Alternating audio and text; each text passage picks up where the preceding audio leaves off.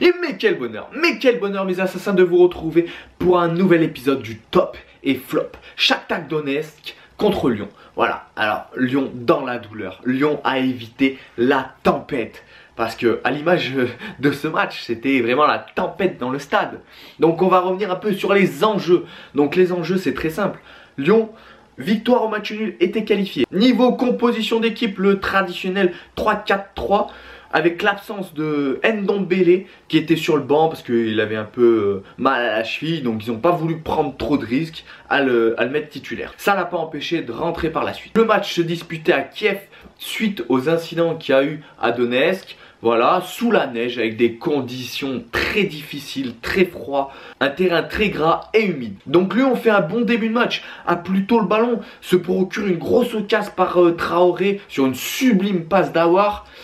Et il le loupe, voilà, face à face, il le loupe. Alors que lui, c'est spécialiste pour dribbler le gardien. Et bah là, il a décidé de se frapper. Bon bah, le gardien l'a arrêté. Suite à cette occasion manquée par les Lyonnais, le Shakhtar ouvre le score sur sa première frappe, sur sa première occasion. 100% de réussite pour cette équipe. Par la suite, Lyon a des occasions, mais trop de déchets dans les passes, dans les frappes, dans le dernier geste. Deuxième mi-temps, Lyon a toujours le ballon. Lyon pousse, le Shakhtar recule, les attend. Et là, c'est l'éclair de Nabil Fekir. Voilà, il reçoit le ballon autour de 3 joueurs, il fait un crochet, frappe, pleine lucarne. Voilà, il se les fait tout seul. Cette action, il se l'est fait tout seul et c'est un exploit individuel, on peut le dire. Suite à ça, c'est une grosse bataille et le dernier frisson à la fin, quand Ismaili se présente tout seul face à Lopez et Lopez fait une superbe sortie et sauve Lyon parce que là, c'était la fin du match. Par moments, on avait l'impression que Lyon se mettait en danger tout seul. Par exemple, quand Tété, il a le ballon, il est dans la surface, il veut faire une passe à Denayer. Tu vois, manque de calcium dans la passe, encore une fois. Et Denayer, il est en déséquilibre et il veut dégager, il se loupe et tout. Dans les pieds de l'attaquant, il va pour frapper. Heureusement, Denayer a mis son corps en opposition. Mais pourquoi vous faites ça? C'est comme Mendy. Des fois, Mendy, il prend le ballon, il fait des relances dans l'axe.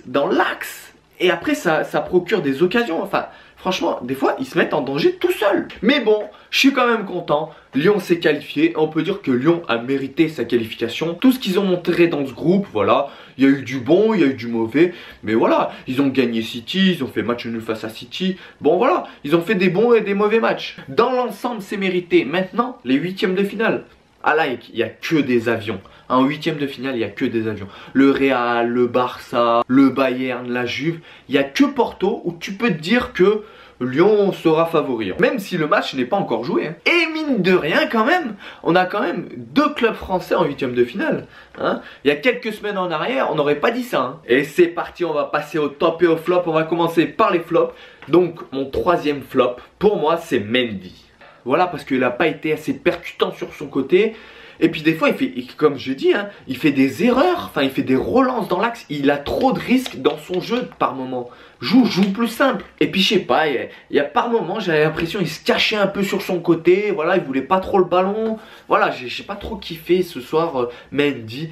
Voilà, on a l'habitude d'un joueur qui prend son couloir, qui fait beaucoup de centres. Il en a fait, oui, c'est vrai. Mais pas assez. J'attends beaucoup plus de ce joueur. Mon deuxième flop, c'est Tété. Ah ouais, bah ouais, franchement, Tété, il a fait des efforts, il s'est battu, oui, d'accord. Il est limité techniquement. Et puis, franchement, il a eu beaucoup de mal face à Ismaili et à Tyson. Franchement, il y a certains moments, il s'est fait prendre dans son dos. Trop de pertes de balles, offensivement, trop de déchets dans ses centres et dans ses frappes. Il a fait une frappe complètement dévissée. Et le premier flop, franchement, c'est Traoré. Ok, d'accord, il fait des efforts, il se procure des occasions. Mais ouais, mais au bout d'un moment, tes occasions, il faut les mettre.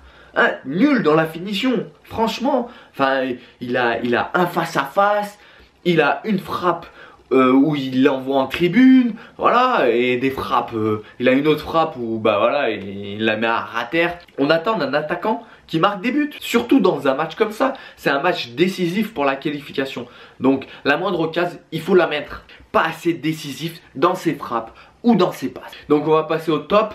Je vais dire une mention spéciale un peu pour Lopez qui fait l'arrêt à la fin quand même, l'arrêt très important, et Touzard que j'ai bien aimé au milieu de terrain, dans l'agression, dans le pressing, voilà, la récupération, il s'est donné quoi. Il est limité techniquement, mais il compense par une envie, une hargne, tu vois, d'aller sur le porteur, de récupérer le ballon. Voilà, il lâche rien, il court, ah ça on peut pas lui enlever, il court beaucoup. Voilà, mais mon troisième top, c'est Ismaili, l'arrière gauche du Shakhtar. Très intéressant sur son côté, dans ses centres, dans ses débordements. C'est lui qui fait la passe sur le but. Voilà, c'est lui qui se procure la dernière occasion face à Lopez. Et ça peut être une bonne pioche pour les clubs de Ligue 1. Putain, allez le chercher, allez le recruter. C'est un super arrière gauche. Le deuxième top, c'est Aouar. Ah ouais, franchement, juste dans la passe. Oh, il a fait une passe sur Traoré où il loupe son face-à-face. Elle est exceptionnelle. Même quand il perd le ballon, et ben il va la récupérer. 2-3 fois il a perdu le ballon, et ben il est allé la récupérer. Agressif sur le porteur, dans le pressing, il joue simple, il est toujours bien placé. Franchement, Aouar c'est un très bon joueur.